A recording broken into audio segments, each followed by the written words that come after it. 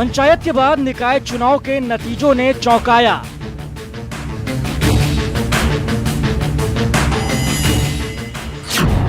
कांग्रेस ने की निकाय चुनाव में वापसी।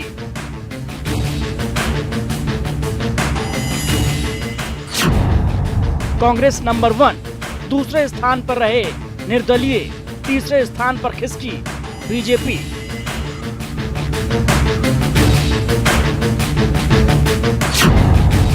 पचास निकायों के 1775 वार्डों में से कांग्रेस को 620 वार्ड, निर्दलियों को 595, बीजेपी को मिले 548 वार्ड।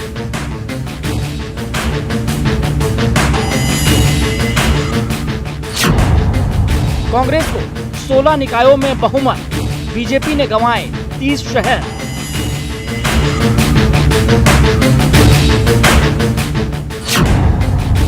गोविंद सिंह डोटासरा बोले, लोगों के मन से बीजेपी दूर होती जा रही है।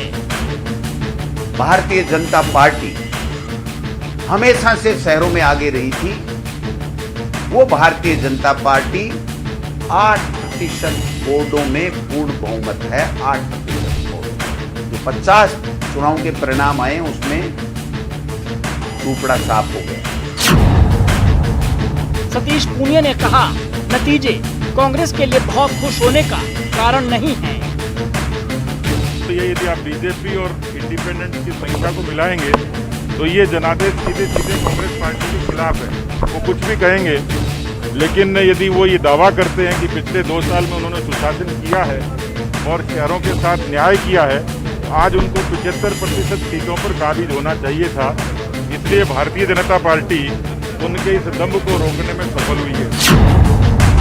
हाथ में शहर।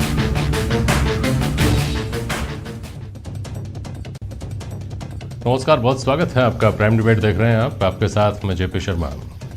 चुनाव दर चुनाव हैं, कहीं तनाव है, कहीं मनाव है। तो चुनाव तनाव मनाव की इस श्रृंखला में कल 50 स्थानीय निकायों के चुनाव के परिणाम आ गए। 14 पर कांग्रेस ने बाजी मारी, 4 निकाय भाजपा के हुए, बाकी जगह चाबी निर्दलियों के पास है। पिक्चर अभी बाकी है और 7 दिन बाद ही पता चलेगा कि निर्दलियों ने चाबी किसके हाथ में सौंपी। ये चाबी कैसे सौंपी जाती है किसी से छुपा नहीं है। तो 7 दिन बहुत हैं, जिस दौरान साम दाम खास तौर पर दंड भेद के घोड़े दौड़ेंगे और जुगत बिठाई जाएगी कि मुखिया हमारा हो।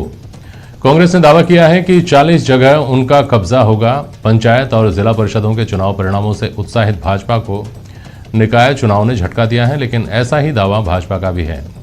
हालांकि निरपवाद रूप से ऐसी स्थितियों में चुनाव के अंतिम परिणाम सरकार के साथ जाते रहे हैं, तो क्या इस बार भी ऐसा ही होगा या कुछ और तस्वीर सामने आ सकती है? आज प्राइम डिबेट में इस पर चर्चा होगी इन सवालों के जरिए कि निकायों में कांग्रेस की बढ़त क्या संकेत दे रही है।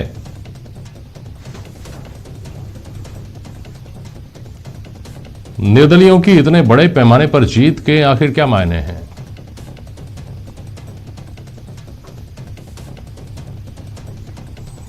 और अब अध्यक्ष सभापति पद की रेस में कौन बाजी मारेगा और क्या क्या हथकंडे अपनाए जाएंगे?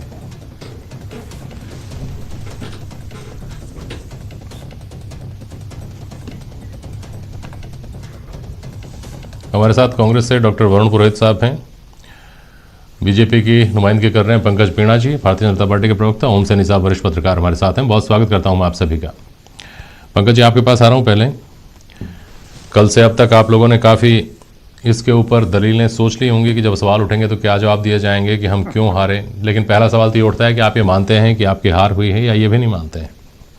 नहीं, देखिए, अगर सही मायने में देखा जाए तो नगरीय निकाय चुनाव हो या पंचायती राज चुनाव हो, वो सत्ताधारी दल का एक परीक्षण होता है कि उन्होंने सत्ताधारी दल ने किस प्रकार से काम किया। आज 4 दिन पहले जब पंचायती राज के चुनाव के परिणाम आए थे तो उसमें कांग्रेस का पूरी तरह से सुपड़ा साफ हो गया था। और आज जब नगरीय निकाय चुनाव के जो परिणाम आए तो इसमें एक बड़ा स्पष्ट दिखने को आ रही है कि 1775 वार्डों के चुनाव थे और उन 1775 में लगभग 1150 में कांग्रेस हारी है। इसका मतलब यह है कि लगभग 65% में कांग्रेस हारी है।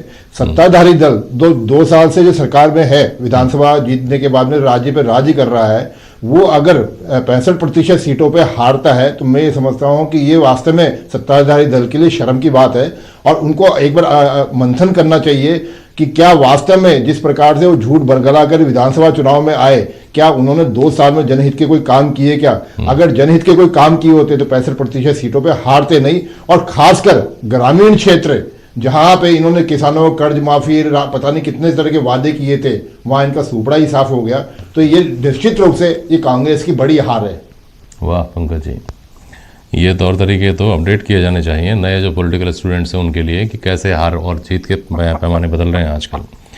बहुत ज़्यादा अरसा नहीं हुआ है जब वोटिंग परसेंटेज कम हुआ करता था, तब 25% और 30% वोट ले जाने वाली पार्टियां सरकार बनाया करती थी राज्यों में भी और केंद्र में भी। उस सब बात को बहुत समय नहीं हुआ है, इसलिए ये कहना कि कुल जितनी सीटें हैं उनके कम से कम आधे तो जीत जाएं तो राज अच्छा है, और अगर ऐसा नहीं है तो राज अच्छा नहीं है।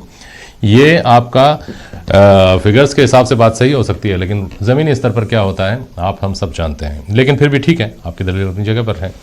वरुण पुरोहित साहब, इस बात को किस तरह से देखते हैं जो भारतीय जनता पार्टी कह रही है कि अगर 2 साल में अच्छा कामकाज होता तो आप 14 के 14 पर ही क्यों रहते? 2015 में भी 14 पर, 2020 में भी 14 पर, जबकि आपकी सरकार है।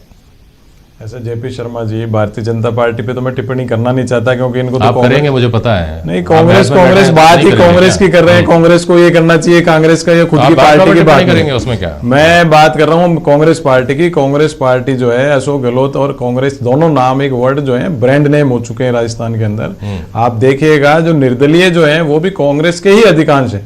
मैं तो 20 साल पहले भी मैंने बात उठाई कि आपको पहले ऐसा है तो सर सिंबल पे चुनाव नहीं होने चाहिए, लोकल सेल्फ होता है। मैंने शुरू से कहा, लेकिन कांग्रेस एक डेमोक्रेटिक फोरम है। हमारे यहाँ पुलिस या पार्टी नहीं है कि आपको निर्दलीय चुनाव लड़ने पे प्रतिबंध लगा जाए। ये तो लोकतंत्र की खूबसूरती है, फांसीवादी तो हम है नहीं। अब लोकतंत्र जिसको टिकट नहीं मिला, या जैसे विश्वेंद्र सिंह जी के भरतपुर इलाके में बिगर सिंबल के हमने चुनाव लड़ा है, ये हमारी स्ट्रेटेजी है, डेमोक्रेसी है। तो हम निर्दलीय कोई हमारा कार्यकर्ता लड़ता है तो उस पर भी हम कोई क्वेश्चन नहीं उठाते। दम होता है जीत के आता है, मोहल्ले में अपने गली मोहल्ले में इलाके में काम करता है, जीत के आता है, तो यही डेमोक्रेसी होती है। और आप देखिए अशोक गहलोत जी का जो नाम चल रहा है, कांग्रेस शब्द तो है ही इतने साल पुराना लोगों के जहन में। राजस्थान के अंदर भारतीय जनता पार्टी का अस्तित्व का खतरा है, इसलिए ऐसी बातें करें। जितनी सी भी सीटें आई है वसुंधरा जी की वजह से इनके आई। आज अभी पंकज जी बोल रहे हैं, पूनिया जी बोल रहे हैं क्या कांग्रेस को मंथन करना चाहिए कांग्रेस को। अरे भाई, आप अपनी पार्टी की बात करो, मैंने तो नहीं कहा बीजेपी को मंथन करना चाहिए, आप यहाँ हार रहे हो। तो ये कांग्रेस पार्टी जो है एक डेमोक्रेटिक फोरम है। जितने भी निर्दलीय जीते हैं उसमें अधिकांश से कांग्रेस के जीते, और आज से थोड़ी जीत रहे, शुरू से जीत रहे जब से स्थानीय निकाय चुनाव हो रहे हैं। और मैंने तो हमेशा आप डिबेट में आपसे बात करी है, आप तो 24/7 इस चीज में देखते हो, मेरे से कहीं ज्यादा आपको इसकी नॉलेज है। मैंने हमेशा कहा कि लोकल सेल्फ चुनाव में कभी भी सिंबल पे चुनाव नहीं होने चाहिए, क्योंकि मान लीजिए 1 पार्टी रूल जैसा ये चाहते हैं वैसा हो जाए, या 2 पार्टी सिस्टम जो कुछ लोग बोलते हैं, हम तो मल्टी पार्टी सिस्टम ही चाहते हैं डेमोक्रेसी में। तो अगर वो जो आदमी किसी पार्टी में तो क्या लड़ नहीं सकता, लोकतंत्र में हिस्सा ही नहीं ले सकता, तो वो लोकल सेल्फ में हर आदमी की इच्छा होती है, मैं गली मोहल्ले में काम करता हूँ, सामाजिक काम करते हैं लोग, आपस में जुड़ाव होता है तो जीतते हैं। उसमें बीजेपी कांग्रेस करने से क्या होता है, वो घर घर में पॉलिटिक्स होती जा रही है, ये समाज के लिए अच्छी बात नहीं है। लेकिन फिर भी कांग्रेस, आपका चैनल भी बता रहा है कांग्रेस नंबर 1 आई, तो नंबर 1 है, इसको एक्सेप्ट करना चाहिए सभी लोगों को, कोई सी भी पार्टी हो। और निर्दलीय भी ज्यादा से ज्यादा हमारे ही आए हैं, मैं बीजेपी की बात नहीं करता, पर चैनल ही दिखा रहे हैं भाई तीसरे नंबर पे आई, तीसरे नंबर पे आई, तो इनको एक्सेप्ट करना चाहिए कि भाई इनके लीडरशिप क्राइसिस है, हम नहीं कर पा रहे हैं। अब कांग्रेस ने 2 साल में क्या किया, कांग्रेस ने किया जब तो 2 साल में जीत रहे हैं सारे चुनाव। आप 2 साल के कोरोना काल होते हुए भी कोर्ट के ऑर्डर के बाद भी हम चुनाव करा पा रहे हैं, बिल्कुल शांति प्रिय चुनाव हो रहे हैं। उसका आप एनालिसिस कर लीजिए 2 साल को, इतनी कांग्रेस की हर जगह गाँव के साथ साथ शहरों में भी कांग्रेस बढ़ती जा रही है। तो कांग्रेस का ग्राफ तो राजस्थान में बढ़ता ही जा रहा है, रुकने का नाम ही नहीं हो रहा है अभी तक। और रही बात निर्दलियों की, तो वो बात में हमारा क्रिटिसिज्म है वो भी मैं कर देता हूं, इनके करने ये नहीं कर पाएंगे। मैं मेरी पार्टी का क्रिटिसिज्म भी कर सकता हूं कि ये जो निर्दलीय जीत रहे हैं, अगर राजनीतिक नियुक्तियां 2 साल पहले हो जाती तो कार्यकर्ता निर्दलीय जो लड़ रहे हैं वो कुछ लोग हो सकता है शांत हो सकते थे, भाई उनको कुछ ना कुछ प्राप्त हुआ, अब नहीं मिला। राजनीति में कोई भजन करने तो आता नहीं है, तो नहीं मिली नियुक्ति, वो चुनाव लड़के निर्दलीय जीत गए, डेमोक्रेसी है, इसमें बुरा मानना नहीं चाहिए। कांग्रेस नंबर 1 आपका चैनल भी कह रहा है, सारे चैनल कह रहे हैं, तो मैं तो कह नहीं रहा हूं। इन सारी बातों को रिपीट करने से कोई फायदा नहीं है वरुण जी। कांग्रेस ने इस चुनाव में भारतीय जनता पार्टी से बाजी मारी है, ये सच्चाई है, लेकिन आईना आप दोनों के लिए ही है। आप 14 पे थे 2015 में, 14 पर ही हैं, ये 34 पर थे, ये 4 पर हैं। ज़्यादा हो सकता है आत्मविश्लेषण का जो मौका है वो उनके लिए ज़्यादा बड़ा हो। लेकिन दूसरी बात जो आप निर्दलियों की कह रहे हैं वरुण जी, इस बात पर प्रसन्न होने के बजाय कि हमारे निर्दलीय हैं, निर्दलीय तो हमारे साथ हैं, हमारे लोग हैं जो बागी हुए हैं, क्या इस पर चिंता नहीं करनी चाहिए कि आपको जनता की नब्ज पर पकड़ के सवाल तो अलग हैं, आपकी अपने कार्यकर्ताओं की नब्ज पर पकड़ नहीं है क्या? अगर निर्दलीय आपके ज्यादा है तो नहीं, मैंने आपको कहा, मैंने खुद ने कह दिया, राजनीतिक नियुक्तियां 2 साल पहले हो गई होती तो और ज्यादा मजबूती से हम क्लीन स्वीप कर जाते। ये 5% 10% भी आना इनका मुश्किल हो जाता। राजस्थान में कांग्रेस की ये स्थिति है अशोक गहलोत जी के नेतृत्व में। मैंने खुद ने ये बात को एक्सेप्ट कर लिया। निर्दलीय, लेकिन निर्दलीय आज से नहीं हो रहा, आपने मेरे से ज्यादा स्टडी किया हुआ है। पहले भी चुनाव होते तो कांग्रेस के ज्यादातर कई लोग निर्दलीय लड़ते थे, जीत के आते थे। मैं आता हूं वापस। ये डेमोक्रेटिक फोरम है, हमारी मिलिशिया पार्टी नहीं है। बात वरुण पुरोहित जी ने कांग्रेस की नुमाइंदगी कर रहे हैं इस बहस में, लेकिन इन्होंने उठाई है कि राजनीतिक नियुक्तियां अगर समय पर हो गई होती तो शायद स्थिति दूसरी होती, थोड़ी बहुत दूसरी हो सकती थी। लेकिन क्या यही एक फैक्टर है जो पूरा चुनाव की पूरी तस्वीर बदल सकता था? दुनिया भर की चीजें होती, राजनीतिक नियुक्तियां कितनी होती हैं? बड़ी नियुक्तियां तो गिनी चुनी हैं। फिर जिला स्तर पर जो छोटी छोटी जो अपीसमेंट जैसी जो स्थिति होती है वो अलग होती है। कितने लोगों को मिल जाता है, उससे कितने वार्डों में फर्क पड़ जाता है? नहीं, असली इस बात को, इस नाकामी को दोनों पार्टियों को स्वीकार करना चाहिए। अगर ये दावा करते हैं कि निर्दलीय हमारे वाले थे, इस बात को स्वीकार करना चाहिए कि व्यक्ति का, प्रत्याशी का चयन करने में हमेशा चूक होती है। वो चूक इसलिए होती है कि स्थानीय जो प्रभावशाली नेता है, जो टिकट दिलवाता है, उसको अपने आसपास के लोग जो जय जयकार करते हैं उसकी, उनको कहीं ना कहीं संतुष्ट करना होता है। वो उसकी प्राथमिकता होती है, इस बात के बजाय कि पार्टी की चिंता करे, सोसाइटी की चिंता करे। ओम सैनी साहब, देखिए, ये सबसे बड़ी बात यह है कि अगर इसकी सैद्धांतिक व्याख्या की जाए तो कहा जाना चाहिए कि राजनीतिक दल अपने सदस्यों में अपनी निष्ठा को खो रहे हैं। वैचारिक लगाव वाला जो सिलसिला है वो बड़ा स्वार्थी हो गया, और यही वजह है कि जब उनको वहां से इच्छा पूर्ति नहीं होती है, वहां से वो हासिल नहीं होता, वो जो चाहते हैं सत्ता में अपना हक या हैसियत वो नहीं मिलता, तो तत्काल वो दूसरी तरफ जाने की चेष्टा करते हैं। तो दूसरी पॉलिटिकल पार्टी में चले जाते हैं, निर्दलीय खड़े हो जाते हैं। और निर्दलीय खड़े होने के साथ ही वो अपनी जातीय या व्यक्तिक पकड़ के माध्यम से अपने आप को स्थापित करते हैं और फिर बार्गेन का सौदा करते हैं। जैसे भरतपुर का मैं देख रहा हूँ कि भरतपुर में जिस तरीके से टिकट ही नहीं दिया, और भरतपुर में मंत्री जी जो पूर्व मंत्री हैं उन्होंने कह दिया कि सब हम इनको निर्दलीय जितवा के ले आएंगे, उसके बाद तो उससे आगे की बात कर रहे हैं, ये करेंगे सिंबल होने नहीं चाहिए ना। देखिए, ये जो लोग राजनीति को ऐसा मानते हैं कि जैसे मैं सुन रहा हूँ कि सब किसानों पे राजनीति हो रही है, अरे राजनीति के बगैर तो कुछ संचालित ही नहीं होता है।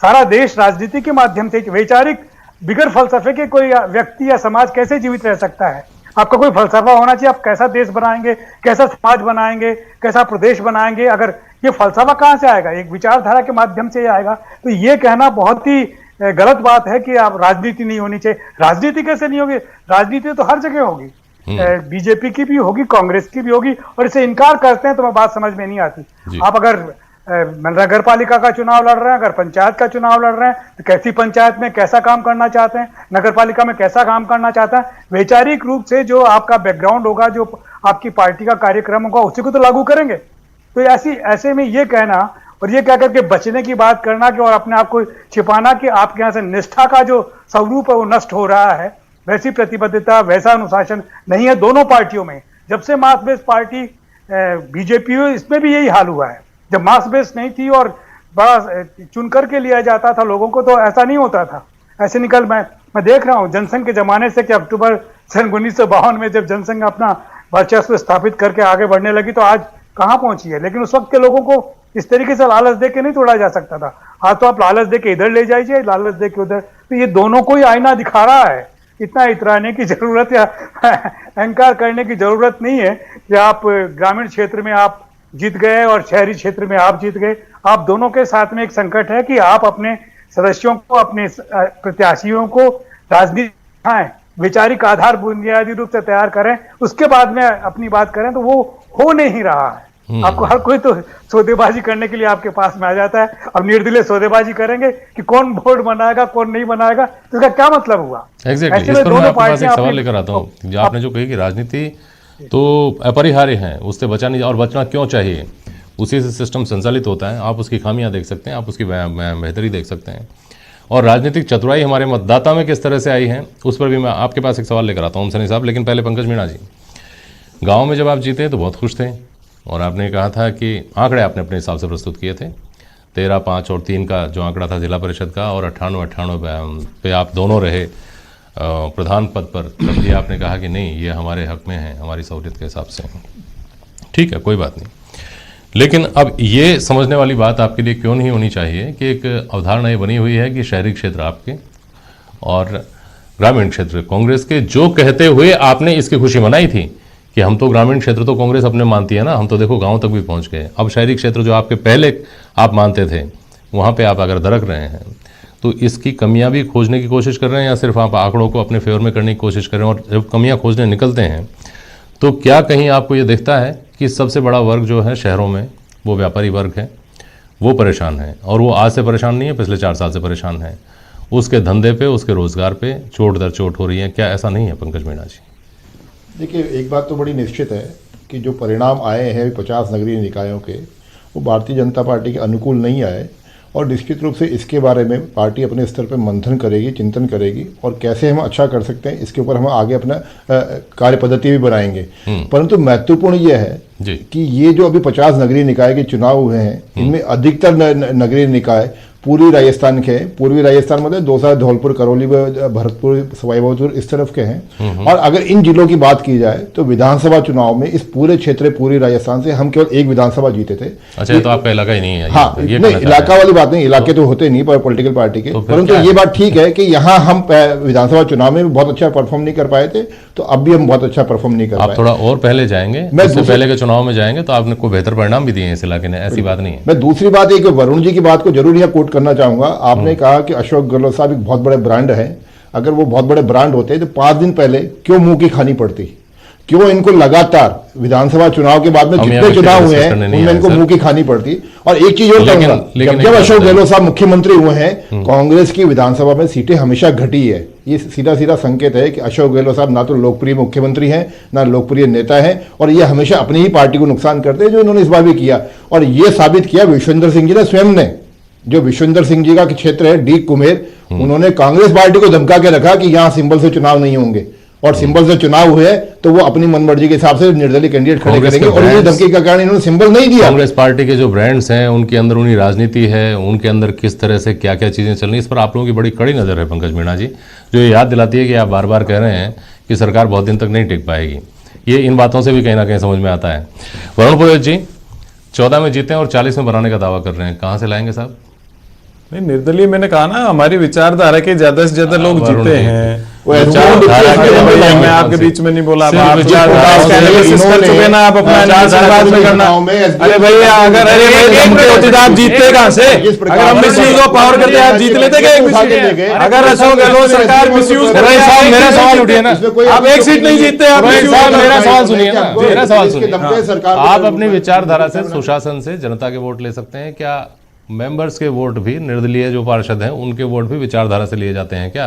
अगर विचारधारा से लिए जाते होते तो छोड़कर ही क्यों जाते पार्टी? वो मैं आपको बता रहा हूं कि विचारधारा का आदमी, जो कांग्रेस विचारधारा का आदमी है, वो 99% भारतीय जनता पार्टी में जा नहीं सकता। मैंने कहा कांग्रेस का पुलिसिया है, मिलिशिया जैसा सिस्टम तो है नहीं। डेमोक्रेटिक फोरम में हम कुछ भी बोल सकते हैं, कुछ भी कर सकते हैं। ये लोकतांत्रिक व्यवस्था, कांग्रेस पार्टी में ये बड़े से बड़ा आदमी बोल सकता है, छोटा भी बोल सकता है। हमारे ये नहीं है कि एक डंडे से हाँक दिया तो साहब आप पूरी सेना की जैसे आप, हमारे नहीं है। चलिए ठीक है, लेकिन हमारे विचारधारा के जीते, इसलिए हमारे कौन सा नहीं साहब, ये भी हमारे लोकतंत्र की चतुराई का शब्द मैं काम में लूंगा यहाँ। ये चतुराई है हमारे लोकतंत्र की कि वो ये देखता है कि उसको किधर जाना चाहिए, अगर स्थिति ऐसी हो कि इधर भी जाया जा सकता है और इधर भी जाया जा सकता है तो, क्योंकि जब श्रृंखला पूरी होगी तभी कुछ काम होंगे, नहीं तो फाइलें ठंडे बस्तों में पड़ी रहेंगी, उसकी कोई कमी नहीं है। ओम सैनी साहब, आप बिल्कुल ठीक कहते हैं, लेकिन साथ साथ में महत्वपूर्ण है कि पॉलिटिकल मॉरलिटी एक बहुत इंपॉर्टेंट शब्द है जी। और जो हमारे पिछले जो पॉलिटिकल पार्टीज की जो रचयिता हैं, चाहे वो बीजेपी के रचयिता रहे हों चाहे कांग्रेस के रचयिता रहे हों, उन्होंने हमेशा पॉलिटिकल मॉरलिटी को बहुत इंपॉर्टेंस दी है। और इस तरीके से इस तरह के जो, चाहे गांधी हो, उन्होंने कहा कि साधन और साध्य में अगर फर्क है तो फिर वो क्या मतलब हुआ? अब ये इन सारे स्ट्रेटेजीज के नाम पर जिस तरह के सिलसिला बनाते हैं वो अपने आप में बड़ा दुखदायक है। अपनी कमजोरियों को आंकते नहीं है, ये समझते नहीं है कि किस तरीके से निष्ठा लोगों की कमजोर हो रही है। स्वार्थ के साथ में आपके साथ में जुड़ते हैं, स्वार्थ पूर्ति हो जाए बने रहते हैं, और स्वार्थ पूर्ति नहीं होती तो आपसे परे हो जाते हैं, और फिर आप उनको मनाते हैं। फिर आप उनके साथ में जो कुछ करते हैं वो सब पता है कि किस तरीके से इधर से इधर आते हैं या इधर से इधर आते हैं। ये प्रजातंत्र के लिए अच्छे संकेत नहीं है। पॉलिटिकल पार्टियों के संगठन की कमजोरियां स्थापित हो रही हैं, कि वो इस तरीके के लोगों को अपने यहाँ सदस्य बना लेते हैं कि वो अपने स्वार्थ पूरी करने के लिए कभी भी उनका साथ छोड़ दें। पहले ये संभव नहीं था। हम इसलिए तो आया राम गया राम शब्द बहुत बाद में आया है, सन 68-72 के बीच में आया। उससे पहले तो ये शब्द ही नहीं था। लोग जिस पार्टी के साथ में जुड़ते थे ताजिंदगी बने रहते थे। अब तो आप आज इधर हैं, सिंधिया जी आज बीजेपी में है, दूसरे लोग आज कांग्रेस में है। ये सब देखने को मिल रहा है ना। ये ठीक रास्ता नहीं कि आपकी निष्ठा स्वार्थवश हुई है, स्वार्थ की वजह से आप यहाँ पर बने हुए हैं। ये बात अपने आप में बड़ी खतरनाक है और ये कांग्रेस पार्टी को राजस्थान में ठीक से सोचना चाहिए, भारतीय जनता पार्टी को भी सोचना चाहिए। बिल्कुल ठीक है। बहुत शुक्रिया आप सभी का आज प्राइम डिबेट में शामिल होने के लिए। आज के लिए बस इतना ही। नमस्कार।